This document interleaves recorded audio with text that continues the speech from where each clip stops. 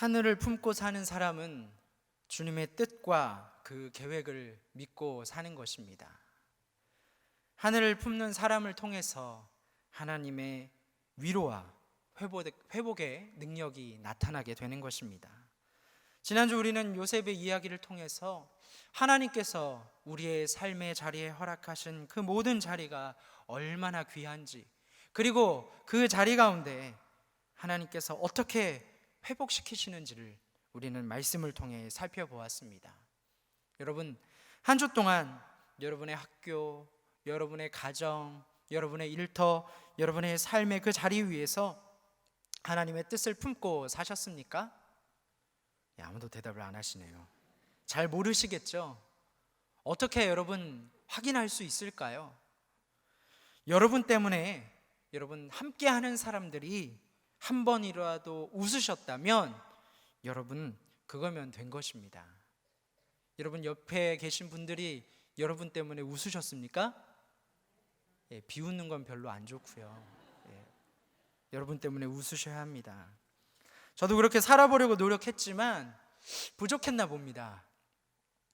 지난주 저희 큰아이와 교회 주차장을, 지하 주차장을 가기 위해서 엘리베이터를 탔는데요, 그 엘리베이터에 붙어있는 그 포스터를 보고 제 큰딸이 저에게 이렇게 이야기합니다. 아빠, 엄마랑 여기 가봐. 마치 좋은 병원을 추천하는 것처럼 저에게 그런 얘기를 합니다. 그 포스터 맨 윗줄에는 이렇게 써 있었습니다. 부부 힐링 캠프. 목사인 아버지가 가정에서 조금 부족했나 봅니다. 혹시 여러분 저처럼 조금 부족했다 할지라도 실망하지 마시고요, 우리 옆에서 서로 위로해 주면 됩니다. 자, 옆에 분을 보시면서 이렇게 얘기합시다. 당신 때문에 행복합니다. 당신 때문에 웃습니다. 웃으니까 좋으시죠? 우리 하나님 나라의 회복을 우리가 웃으며 경험하는 것 같습니다. 우리의 그런 노력을 통해서 우리 옆에 있는 사람도 행복하겠지만 우리보다 더 행복한 분이 계십니다. 비록 우리가 완벽하게 하지 못하지만 그러나 우리의 그러한 노력과 시도를 가장 기뻐하시는 분이 있습니다. 바로 하나님 나라 주인이신 여호와 하나님이시죠. 이렇게 웃는 우리를 통해 주님께서는 더욱더 기뻐하실 줄로 믿습니다. 오늘 이 하나님을 기쁘시게 하는 사람이 오늘 본문 가운데도 등장합니다. 바로 그 유명한 이스라엘의 왕, 바로 다윗입니다. 그는 하나님 보시기에 완벽한 왕이었습니다. 또한 완벽한 하나님을 바라보는 신앙인이었습니다. 왜 하나님께서 그렇게 다윗을 기뻐하셨을까요? 우리는 그 이유를 살펴보기에 앞서 비교의 대상을 먼저 살펴보고자 합니다. 우리가 너무나 잘 아는 이스라엘의 초대 왕, 바로 사울이죠. 이스라엘 백성의 요구에 여러분 하나님께서는 응답하셔서 첫 왕을 택해 주십니다. 그가 누굽니까? 바로 사울 왕입니다. 사무엘상 9장 1절부터 2절 말씀에 이 사울을 이렇게 소개하고 있습니다. 베냐민 지파 기스라 이름하는 유력한 자의 아들이다. 또한 그의 외모는 이스라엘 사람 중 가장 준수했다. 키가 다른 사람들이 그의 어깨 정도 올 만큼 컸다. 요즘 말로 이야기하자면요, 아버지가 굉장한 부자였다라는 것입니다. 재벌이었나 봅니다. 거기서가 끝이 아닙니다. 외모가 준수한데 이스라엘에서 그보다 준수한 사람이 없답니다. 거기다가 외모만 준수한 것이 아니라 키도 컸답니다. 마치 요즘 비교 대상을 삼자면 이 강동원, 원빈, 현빈의 외모에 재벌 아들? 여러분 이 정도 되지 않겠습니까? 여러분 사울이 어떤 사람인지 감이 좀 오시나요? 완벽한 꽃미남이죠. 아무것도 부족한 것이 없는 사람입니다. 근데 저는 이 말씀을 읽고 묵상할 때마다 마음이 불편합니다. 왜 웃으시죠? 예, 비웃음은 건강에 안 좋다라고 말씀을 드렸는데요. 딱 봐도 여러분 왕의 제목 아닙니까? 저도 기도를 합니다. 하나님, 사울처럼 저도 부자였으면 좋겠습니다. 기도합니다. 그러니까 기도하니까 여러분 통장을 늘어나게 해주시더라고요. 마이너스 통장, 대출 통장. 하나님, 잘생긴 거, 꽃미남 그거 바라지도 않습니다. 저도 사울처럼 키 좀 크게 해주세요. 기도했습니다. 그랬더니 응답을 해주셨습니다. 앉은 키를 크게 해주셨습니다. 사울은 태생부터가 완전히 다른 사람입니다. 일국의 왕이 되기에 전혀 부족함이 없습니다. 요즘 말로 말하자면 완벽한 스펙을 가지고 있는 사람입니다. 딱 봐도 왕의 제목입니다. 또 사울은 처음에는 이 인성도 좋았습니다. 사무엘상 15장 17절 말씀에 사무엘은 사울이 처음에는 겸손했기 때문에 이스라엘의 머리가 되었다라고 말했을 정도였습니다. 가진 것 많아, 외모도 좋아, 거기다 준수해, 겸손하기까지, 여러분 완벽 그 자체입니다. 그런데 오늘 말씀에 나오는 이 다윗은 어떻습니까? 이 사울의 시작과는 완전히 정반대입니다. 그는 베들레헴 유다 지파 2세 8명의 아들 중 여러분 몇째였죠? 막내 아들이었습니다. 사울에 실망한 하나님께서 사무엘을 부르셔서 이 베들레헴에 있는 이새의 집으로 가게 하십니다. 그러면서 사무엘에게 이렇게 말씀하십니다. 내가 그의 아들 중에서 한 왕을 보았느니라. 8명의 아들 중에 한 왕을 보았다라는 말씀입니다. 사무엘은 이새를 만나 그의 아들들을 제사에 초대하고 또한 그들을 하나씩 하나님 앞에 이끌어갑니다. 과연 하나님이 점 찍어 보신 사람은 누굴까? 그 아들은 누굴까? 사무엘도 궁금했습니다. 먼저 큰아들 엘리압이 나옵니다. 사무엘은 보자마자 그가 사울 다음 왕이라 확신했습니다. 출중했겠죠. 아무래도 아들이다 보니 부족함이 없었을 것입니다. 다른 형제들에 비해 훤칠했습니다. 그러나 하나님은 단호히 말씀하십니다. 그가 아니다. 그 이후 둘째, 셋째, 7명 모든 아들이 지나갑니다. 그러나 하나님은 그때마다 아니다 말씀하십니다. 사무엘은 놀랍니다. 다 아니라면 하나님 누굽니까? 그리고 이새에게 묻습니다. 여기 있는 7 아들이 다인가? 그러자 이새가 이야기합니다. 아직 막내가 남았는데 그는 양을 지키나이다. 아직 막내가 남았는데 그는 양을 지키나이다라는 이 히브리어 원문에는 오드라는 단어가 있습니다. 이 오드라는 단어의 의미는 단지 무엇하긴 한데라는 의미가 있습니다. 그 의미를 살려서 본문을 읽는다면 오늘 그 본문을 이렇게 읽을 수 있습니다.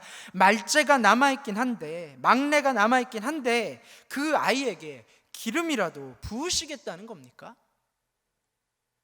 여러분, 이새는 누구입니까? 다윗의 아버지 아닙니까? 아버지인 자기가 객관적으로 봐도 여러분 자기 막내 그 다윗은 왕의 제목이 아니라는 겁니다. 그래서 막내는 부르지도 않았던 것입니다. 여러분, 그리고 다윗의 일이 무엇입니까? 목동입니다. 양을 칩니다.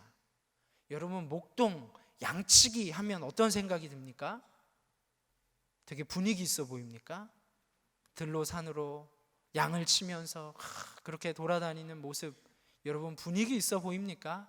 아닙니다. 당시만 하더라도 양을 치는 것, 목동의 일은 그 집안에서 가장 작은 사람, 가장 별 볼 일 없는 사람이 하는 것이 바로 양을 치는 일이었습니다. 그러니까 8명 아들 중 가장 막내 아들이었던 다윗이 양을 치는 것은 너무나 당연한 것입니다. 오늘 본문에 이 막내라고 번역된 그 말의 본 의미는 가장 어리다, 가장 작다라는 이 최상급의 표현입니다. 우리 집에서 가장 작은 자, 한마디로 가장 보잘것없는 자가 다윗 막내 아들이라는 것입니다. 또 그 와중에 사무엘상 16장 12절 말씀에 다윗의 외모를 아주 짧게 묘사하는 문장이 나옵니다. 그의 빛이 붉고 눈이 빼어나고 얼굴이 아름답더라. 여기서 붉다라는 말은 어떤 의미냐면 어리다라는 의미입니다. 아직 앳되다라는 의미입니다. 여러분 8명의 아들 중에 막내입니다. 얼마나 어리겠습니까? 아직 앳된 아들입니다. 그리고 오늘 이 얼굴이 아름답다라고 본문에는 나와 있는데요, 이 얼굴이라고 해석된 원래의 말의 의미는 모양, 형체라는 의미입니다. 딱히 얼굴을 이야기하는 것이 아닙니다. 그리고 그 아름답더라라는 이 얘기는요, 히브리어 토부, 그러니까 선하다, 또 좋다라는 의미입니다. 결코 여러분 외모가 아름답다라는 그런 의미가 아닙니다. 여러분 제가 이렇게 얘기하는 건 다윗이 싫어서 그러는 게 아니에요. 저 다윗에게 나쁜 마음 가진 거 하나도 없습니다.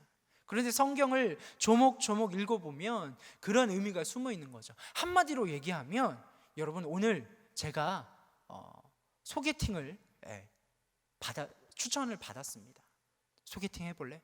그러면 여러분 소개팅 하는 사람이 궁금하지 않아요? 물어봅니다. 그 남자 어때? 그 여자 어때? 잘생겼어? 이뻐? 그렇게 묻습니다. 정말 그 소개시켜주는 사람이 그 사람이 너무 이쁘고 잘생겼다면 그럼 잘생겼어, 누구누구 닮았어, 너무너무 이뻐, 자신 있게 얘기할 텐데 어때요?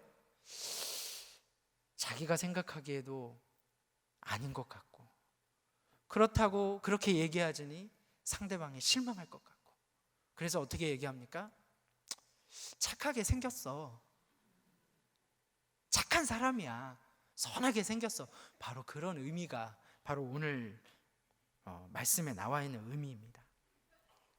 사울과 다윗, 여러분 그 시작이 어떻습니까? 처음 언급되는 그 내용들만 비교해 보면 한 명은 딱 보기에도 왕의 제목입니다. 부족함이 없는 사람입니다. 그런데 다른 한 명은 사람의 기준으로 보면 그의 아버지도 제껴놓고 볼 정도로 아무 볼품이 없는 사람입니다.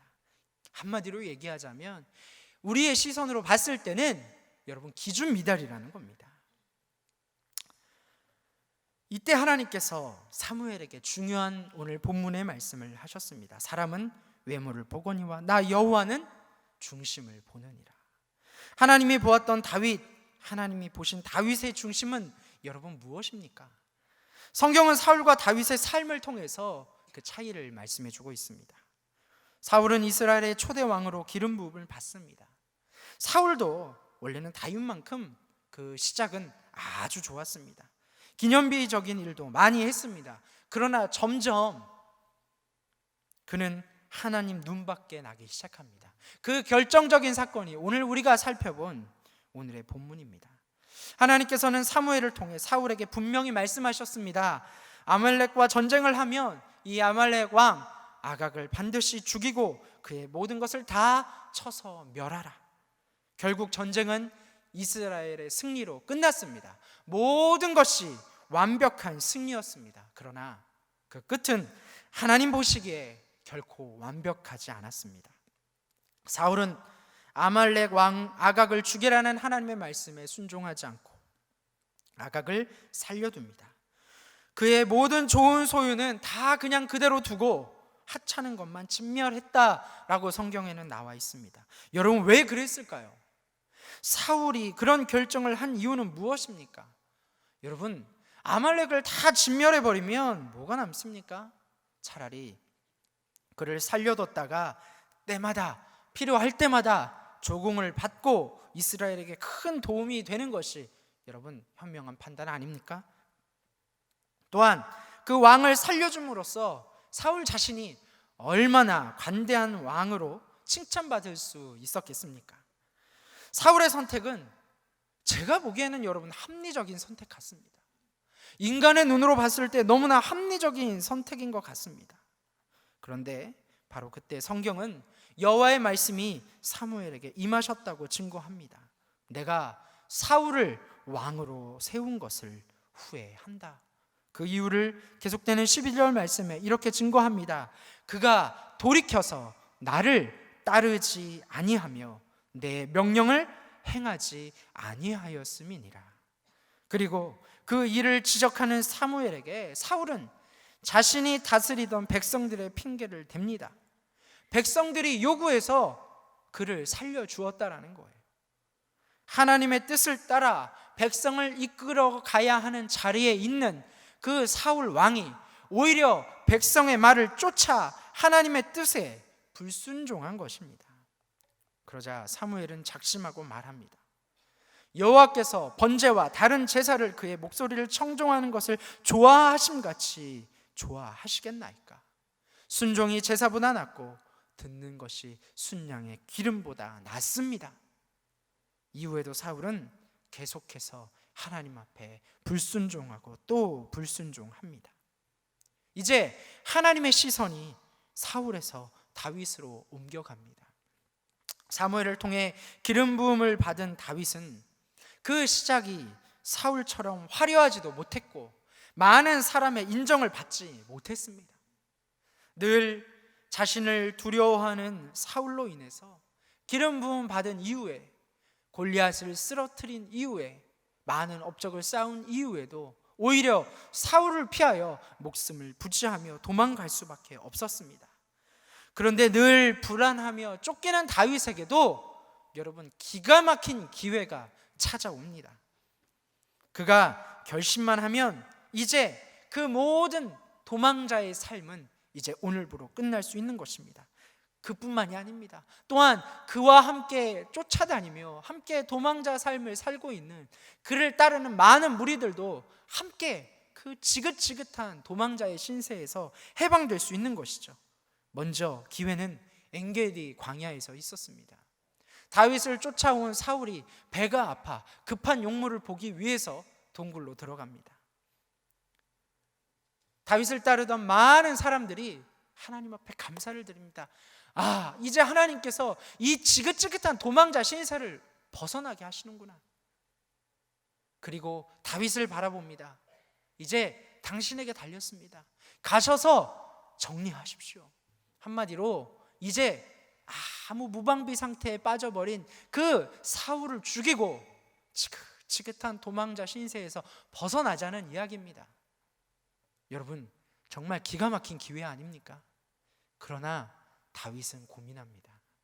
그리고 조용히 가서 큰일을 보고 있는 사울의 옷자락을 조용히 자르고 나옵니다. 결코 사울의 손에 몸을 대지 못했습니다. 여호와의 기름 부음을 받은 내 주를 치는 것은 여호와께서 금하시는 것이다. 여러분, 이게 누가 한 말입니까? 바로 사울에게 늘 쫓겨다니던 그 다윗이 한 말입니다.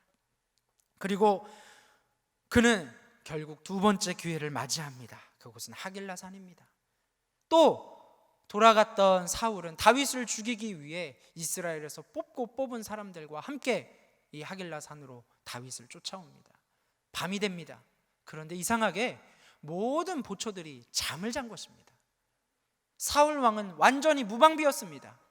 다윗에게 또 기회가 왔습니다. 아비새와 함께 사울의 텐트로 몰래 잠입합니다. 아비새가 이야기합니다. 왕이시여, 여기 창이 있습니다. 제가 제 손으로 사울을 죽이겠습니다. 다윗이 오케이만 하면 아비새는 사울을 죽였을 것이고, 다윗뿐만이 아니라 다윗을 따르던 그 많은 고생하던 무리들도 이제 평화를 찾을 수 있었습니다. 지긋지긋한 도망자의 삶, 광야의 삶을 청산할 수 있는 기회였습니다. 그러나 그때도 다윗은 어떻게 합니까? 스스로 그 기회를 차버립니다. 조용히 사울의 창과 물병을 가지고 나옵니다. 그리고 사울에게 결코 나는 내 주 당신을 죽이고자 하는 마음이 털끝도 없습니다 라고 다시 한번 이야기합니다. 정말 융통성이라고는 눈을 씻고 찾을래야 찾을 수가 없습니다. 광야에서의 이 도망자의 신세가 여러분 다윗은 아직 할만한가 봅니다. 절호의 기회가 2번이나 왔음에도 불구하고 그는 스스로 그 기회를 다 날려버렸습니다. 여러분, 다윗은 그렇다고 쳐도 다윗을 따르던 사람들은 무슨 죄입니까? 다윗이 눈만 딱 한번 감으면 다윗뿐만이 아니라 그를 따르던 많은 사람들도 다 편해질 수 있는 것입니다. 여러분은 어떻게 생각하세요? 사울의 융통성에 박수를 치십니까? 아니면 다윗이 그 융통성 없음에 여러분 답답하십니까? 여러분, 성경은 분명히 다윗이 옳았다고 이야기하고 있습니다. 사랑하는 성도 여러분, 사울과 다윗의 차이는 무엇입니까? 분명 그 시작은 사울이 더 화려했습니다. 많은 사람들이 칭찬하는 그런 자리에서 시작을 했습니다. 모두가 인정하는 왕의 제목이었습니다. 그러나 결국 하나님은 사울을 버리셨고 다윗을 이스라엘의 왕으로 택하셨습니다. 하나님께서는 우리를 당신의 길로 인도하십니다. 때로는 그 길이 넓고 곧고 창대할 수도 있습니다. 때로는 그 길이 좁고 울퉁불퉁할 수 있습니다. 하나님 나라의 뜻과 계획을 품은 사람은 하나님의 뜻을 쫓아 그 길을 묵묵히 걸어가는 사람입니다. 그 길이 좁아도, 때로는 그 길이 불편해도, 때로는 그 길이 넓어도 그 길을 가는 것입니다. 내 앞에 유익이 있어서 더 좋아 보이는 꽃길이 내 앞에, 내 옆길에 보인다 할지라도 하나님께서 처음 우리에게 말씀하신 그 길을, 그 경로를 이탈하지 않고 가는 것입니다.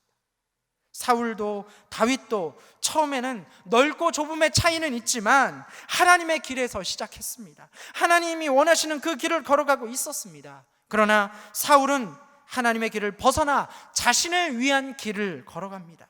경로를 이탈하고 만 것이죠. 다윗은 답답했지만, 우리가 보기에 너무나 답답하고 융통성이 없는 것 같았지만, 그는 하나님이 자기에게 원하셨던 그 길을 느리지만 묵묵히 걸어갑니다.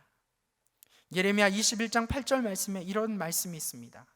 여호와께서 말씀하시기를, 보라, 내가 너희 앞에 생명의 길과 사망의 길을 두었노라. 너는 이 백성에게 전하라 하셨느니라. 우리가 생각하기에 좋아 보이는 길과 하나님이 생각하시기에 좋아 보이는 길이 다르고, 결국 그 끝은 생명과 사망의 결과로 나타난다라는 말씀입니다. 제 아내가 둘째를 뱃속에 임신하고 저희 어머니와 함께 여름 휴가를 갔던 적이 있습니다. 휴가지는요, 강원도 평창입니다. 그런데 다른 부목사님에게 정선에 아주 좋은 것이 있다, 아주 가볼 만한 데가 있다라는 이야기를 들은 것이 생각이 났습니다. 그래서 아내와 어머니에게 급하게 정선에 좋은 데가 있으니까 우리 목적지에 가기 전에 한번 정선에 들렸다 가보자, 그런 급작적인 제안을 하게 되었습니다. 그런데 저만 빼놓고 둘 다 반대하는 것입니다. 지금 날씨가 흐릿한데 심상치 않으니까 그냥 원래 목적지 가서 생각해 보자라는 것입니다. 그러나 좋은 것을 보여주고 싶은 그 남편의 마음, 그 아들의 마음, 끝까지 제가 그렇게 얘기하니까 결국에는 두 분도 같이 가자, 그렇게 설득을 당해서 결국 목적지를 코앞에 두고 다시 내비게이션을 치고 저희가 생각했던 그 정선으로 갑니다. 여러분, 그때부터 고생이 시작일 줄은 아무도 몰랐습니다. 이 내비게이션이 인도하는 대로 꾸불꾸불한 그 시골 국도를 막 그 정선을 향해 가는데 갑자기 진짜 어두워지면서 먹구름이 오면서 막 비가 쏟아지기 시작합니다.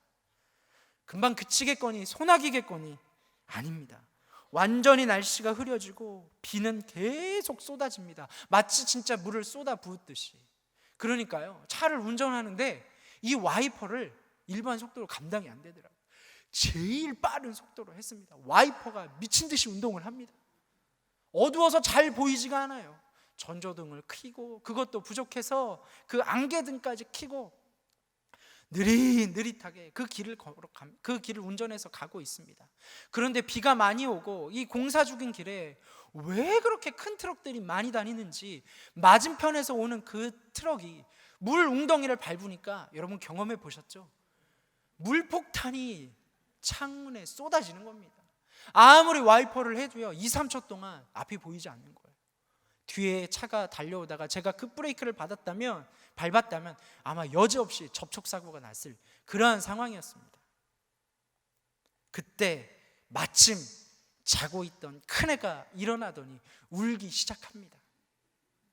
제 옆에서 조용히 가시던 어머니께서 갑자기 오른손을 드시더니 위에 있는 안전바를 쓱 잡기 시작하십니다.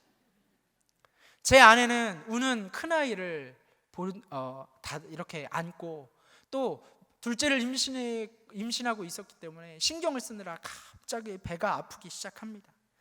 그때 제가 뒤돌아보지 않았지만 뭔가 강한 원망과 그 분노의 검은 기운이 저를 압박하는 것이 느껴졌어요. 그때 제 아내가 그렇게 이야기합니다. 우리 그냥 돌아갈래? 저는 그 말이 빨리 차 돌려라, 휴가 제대로 보내고 싶으면, 마치 그렇게 들리기 시작합니다. 사나의 자존심이 있죠. 그래도 가자고 우겼습니다.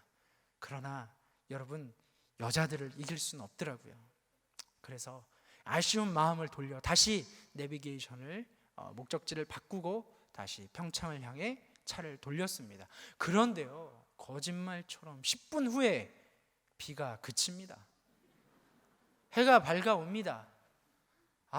제가 좀 무안해서 이런 이야기를 했습니다. 거봐, 더 갔으면 날씨 좋아졌을 텐데, 정선 갈 수 있었는데.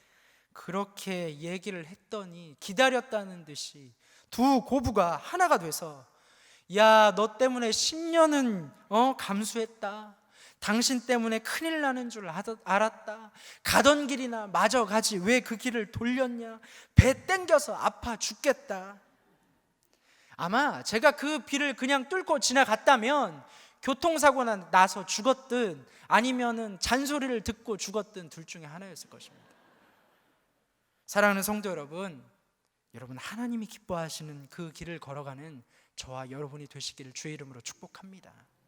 하나님께서는 오늘 우리를 하나님의 길, 그 길에 세워주셨습니다. 그리고 그 길을 걸어가게 하셨습니다.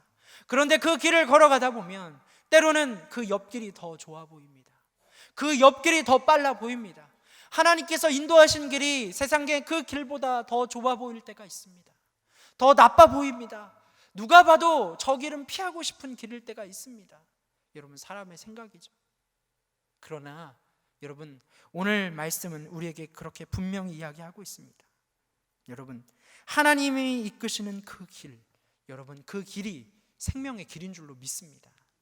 내 옆에 보이는 그 길이 더 화려해 보입니다. 그 다른 길이 더 좋아 보입니다. 더 빨라 보입니다. 모두가 존경하는 길로 보입니다. 그러나 여러분, 그 길을 걸어가는 것, 여러분, 그 길을 걸어가는 그 길이 바로 죽음의 길이라는 것입니다. 그러나 묵묵히 하나님이 우리에게 처음 보이신 그 길을 걸어가는 것, 여러분, 그 길이 하나님께서 우리에게 보여주시는 생명의 길인 줄로 믿습니다. 그 길을 걸어가시는 저와 여러분이 되시기를 주의 이름으로 축복합니다. 그렇다면 오늘 우리는 그 생명의 길을 걸어가야겠죠. 아무리 옆에 좋은 길이 있어도, 나를 유혹하는 화려한 길이 있어도 여러분, 그 길을 묵묵히 걸어가실 수 있으시죠? 아멘 안 하시는 분들은 굉장히 솔직하십니다. 그렇죠. 내 옆에 좋아 보이는 게 있는데 고개를 돌리지 않는다, 발걸음을 돌리지 않는다? 와, 그거 진짜 대단한 겁니다. 얼마나 유혹이 많습니까? 여러분 공감하시죠? 그 유혹을 뚫고 끝까지 간다라는 것, 여러분 쉽지 않습니다. 누구나 한 번쯤은 결국에는 그 길을 벗어납니다. 다른 길로 눈을 돌립니다. 그 길을 벗어날 때가 반드시 있다는 것입니다.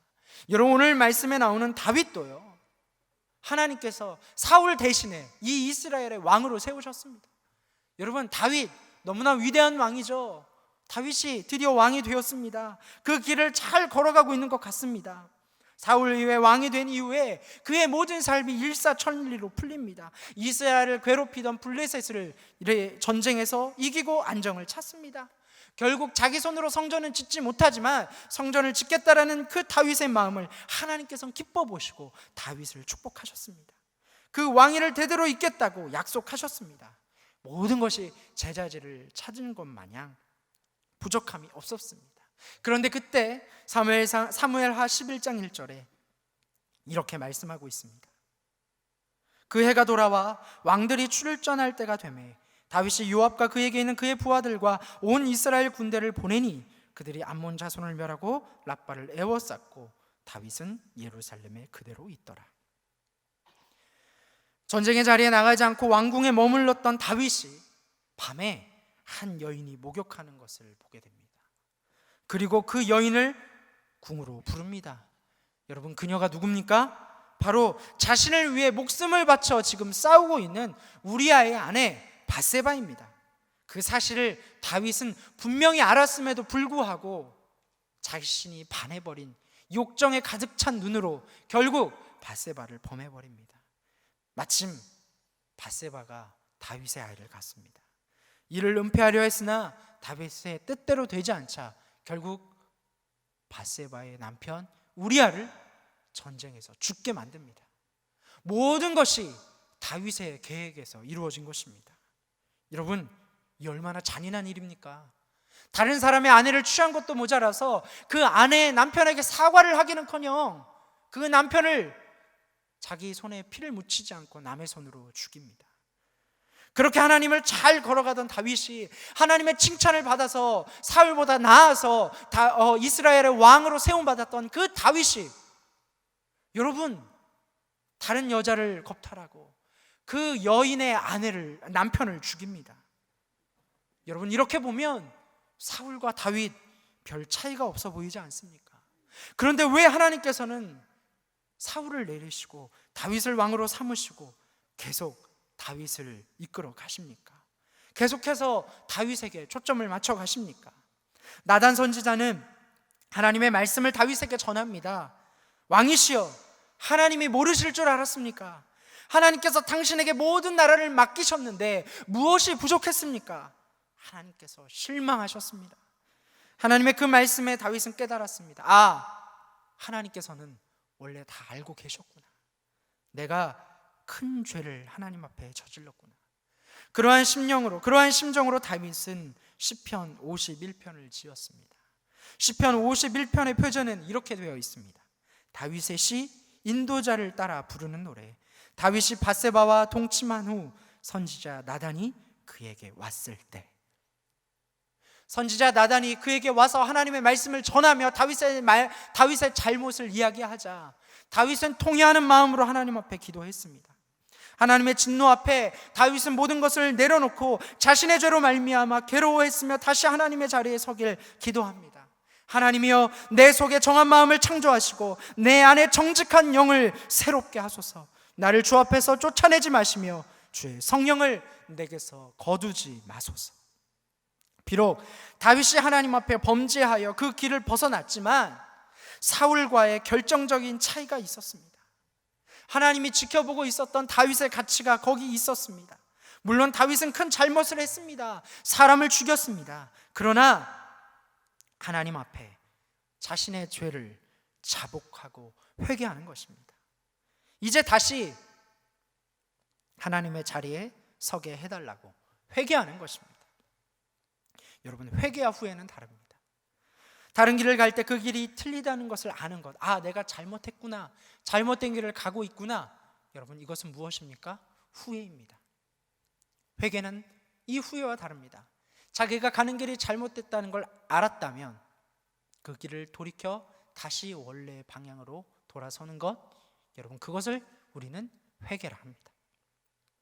사랑하는 성도 여러분, 우리는 누구나 실패할 수밖에 없습니다. 실수를 합니다. 완벽하게 하나님의 길을 걸어가는 사람은 이 중에 아무도 없습니다.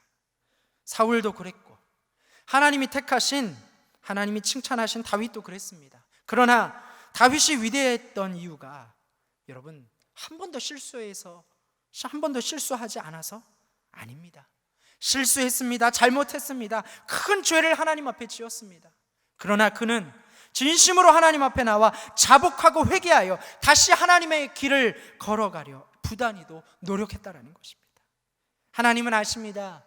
우리가 얼마나 약한 존재인지, 얼마나 넘어지기 쉬운 존재인지, 날마다 실수할 수밖에 없는 존재이지. 여러분, 앞에서 우리가 찬양했던 대로 오늘 우리는 얼마나 하나님 앞에 실패하는 삶을 살았습니까? 중요한 것은 하나님의 길을 벗어나는 것이 아닙니다.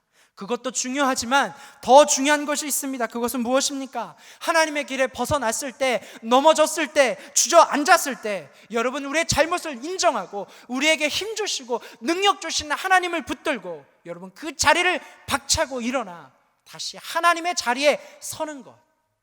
여러분, 그것이 사울과 다윗의 차이였습니다. 하나님께서 사울보다 다윗에게 더욱더 집중하셨던 이유입니다. 하나님이 원하시는 그 길로 걸어가는 것. 여러분, 제일 어려운 것이 무엇인지 아십니까? 실수하지 않는 것. 여러분, 그것 아닙니다. 잘못하지 않는 것, 그거 아닙니다. 여러분, 제일 어려운 것은 자신의 잘못을 인정하는 것입니다. 아, 내가 하나님 앞에 잘못했구나. 내가 이렇게 살면 안 되겠구나. 내가 하나님 앞에 죄를 지었구나. 그렇게 자신의 죄를 인정하고 돌아서는 용기, 바로 그것이 세상에서 가장 어려운 것입니다. 지금으로부터 2년 전 제가 1교구를 하면서 이 100곳에 전도를 하러 갈 때입니다. 그날도 화요전도대를 끝나고 이곳 100곳에서 전도를 하다가 일찍 가실 분들이 계셔서 제가 그분들을 모셔다 드리고 다시 100곳, 그 전도하는 곳으로 이동할 때였습니다. 이제 운전을 하고 있으니까 제가 아는 선배 목사님에게 전화를 할 일이 생겨서 전화를 하려고 했는데 핸드폰을 꺼내지 못하는 것입니다. 그래서 평소에 제가 사용하는 똑똑한 비서의 이름을 부릅니다. 시리야. 그러자 시리가 응답을 합니다. 평소 때처럼 대답을 하며 나타나는 이 비서에게 제가 통화하고자 하는 그 선배 목사님의 이름을 댔습니다. 그러자 통화 연결음이 나면서 상대방의 목소리가 들리는 것입니다. 여보세요? 때 아닌 정중함에 제가 당황했습니다. 원래 그런 사이가 아니거든요. 원래 정중한 사이가 아니거든요. 원래는 형님 접니다. 그러면 브라더 웬일? 그렇게 인사하는 아주 편한 선배 목사님이십니다. 그런데 그날따라 여보세요? 저도 왠지 분위기가 틀려서 형님 접니다. 정중하게 이야기했습니다. 그런데 상대방에서는 계속해서 이야기를 하는 것입니다. 여보세요? 여보세요? 이 형이 왜 그러지? 분명히 내 목소리를 알 텐데, 내 이름이 뜰 텐데 왜 그럴까? 갑자기 불안해지기 시작합니다. 그리고 계속 그 형이 저에게 그렇게 여보세요 여보세요만 이야기하자 슬슬 짜증이 나기 시작합니다. 형 저예요. 형 접니다. 그렇게 이야기를 했습니다. 제가 그때 눈치를 챘어야 되는데 운전 중이라 잘 몰랐습니다. 목사님? 이정현 목사님이세요? 그때서야 저는 이놈의 비서가 전화를 잘못 연결했다는 것을 깨닫게 되었습니다. 그런데 문제는 제 전화를 받은 그분이 바로 여기 계신 담임 목사님이셨다. 아마 목사님도 기억하실 겁니다. 제가 전화를 건 목사님의 이름도 우리 담임 목사님과 비슷한 요한입니다. 그런데 평소에는 잘 연결하던 이 비서가 왜 그날따라 잘못한 건지, 제 전화에 담임 목사님은 허요한 담임 목사님이라고 분명히 저장되어 있었습니다. 그런데 이 비서가 연결한 대상은 다른 사람이었습니다. 운전하느라 제대로 듣지 못했던 것입니다. 졸지에 담임 목사님을 형님으로 불렀습니다. 너무나 당황해서 죄송합니다 라고 말하며 바로 전화를 끊었습니다. 저는 그 충격에서 벗어날 수 없어서 100곳을 지나쳐 IC를 지나 안산으로 향했습니다. 제 의지와는 아무 상관없이 그냥 직진만 했습니다. 그리고 그 일 이후로 저는 담임 목사님을 피해 다녔습니다. 그때 일을 사과하지 못하고 담임 목사님을 형님으로 부르고 죽을 죄를 진 죄인의 마음으로 피해 다녔습니다. 다시 그러지 않기 위해서 여러분 목사님의 이름을 빼고 성함을 빼고 그냥 담임 목사님으로 변경했습니다. 이 자리를 빌어 2년이 지난 오늘 담임 목사님께 정식으로 사과를 드립니다. 죄송합니다. 죽을 죄를 지었습니다. 아마 담임 목사님께서도 그 상황을 이해하시고 용서해 주셨으리라 믿습니다. 내일 아침에 보도록 하겠습니다. 여러분, 예수님의 제자 베드로는 주가 가는 곳에 저도 가고 주가 죽으면 저도 같이 죽겠습니다, 자신 있게 외쳤습니다. 그러나 결국 그도 예수님을 부인하지 않았습니까? 얼마나 괴로웠을까요? 그러나 예수님께서는 베드로가 이미 그렇게 될 것을 알고 계셨습니다. 그러나 그러한 베드로를 예수님은 끝까지 기다리셨습니다. 누가복음 22장 31절과 32절 말씀에 시몬아 시몬아 보라, 사탄이 너희를 밀가부르듯 하려고 요구하였으나 그러나 내가 너희를 위하여 내 믿음이 떨어지지 않기를 기도하였노니 너는 돌이킨 후에 내 형제를 굳게 하라 말씀하셨습니다. 사랑하는 성도 여러분, 우리는 오늘도 실수합니다. 오늘 우리는 잘못을 합니다. 하나님이 우리에게 처음 허락하신 그 길에서 눈을 돌리고 때로는 다른 길로 향하고 때로는 그 길을 가지 못하고 주저앉아 울고 있을 때가 있습니다. 그러나 감사한 것은 하나님께서는 우리의 연약함을 아신다라는 것입니다. 지금 이 순간에도 하나님께서는 우리의 연약함을 아시고 우리에게 다가와 말씀하십니다. 괜찮아, 다시 일어서면 돼, 다시 그 길을 걸어가면 돼, 다시 일어서자, 다시 그 길을 걸어가자. 오늘 우리에게 이렇게 다가와 말씀하십니다. 사랑하는 성도 여러분, 우리는 오늘 하나님이 걸어가신 그 길을 걸어가야 합니다. 때로는 우리에게 다른 길이 유혹을 한다 할지라도, 더 좋은 길이 눈에 보인다 할지라도 우리는 그 믿음의 길을 걸어가야 합니다. 그리고 그 길을 걸어가다가 때로는 늦을 수도 있습니다. 주저앉을 수도 있습니다. 다른 곳으로 눈을 향할 수도 있습니다. 다른 길로 우리의 발걸음을 향할 수도 있습니다. 그러나 여러분, 좌절하지 마십시오. 실망하지 마십시오. 낙담하지 마십시오. 왜냐하면 우리 주님께서는 우리를 기다려주고 계십니다. 다시 일어서자, 다시 그 길에 걸어가자. 그렇게 오늘 주님께서는 여기 있는 저와 여러분을 다시 부르셔서 그 자리에 세워주시는 줄로 믿습니다. 여러분의 삶의 상황은 어떻습니까? 하나님 보시기에 온전한 삶을 살고 계십니까? 아니면 지금 이 순간에도 하나님 앞에 통회하는 심령으로, 부족한 마음으로 하나님 앞에 나아가고 계십니까? 여러분, 하나님께서 찾으시는 심령은 바로 그러한 심령입니다. 하나님, 저는 죄인입니다. 하나님, 저는 나약합니다. 그래서 오늘 이 순간에도 하나님 앞에 두 손 들고 나갈 수밖에 없는 존재입니다. 하나님은 그렇게 우리를 기다려주시고 다시 우리를 세우셔서 하나님이 허락하시고 이끌어 가시는 그 길을 걸어가게 하십니다. 오늘 우리를 다시 세우시고 우리를 다시 회복시키시며 하나님의 그 길을 걸어가게 하시는 그 하나님의 놀라운 회복의 은혜와 그 능력이 여기 있는 저와 여러분 그 삶 가운데 함께 하시기를 주의 이름으로 간절히 축복합니다. 기도하시겠습니다. 하나님, 오늘 우리는 하나님께서 보여주신 그 믿음의 길을 걸어갑니다. 그러나 때로는 그 길을 걸어갈 때 우리는 낭망하고 좌절하고 다른 길을 바라보며 넘어질 때가 있습니다.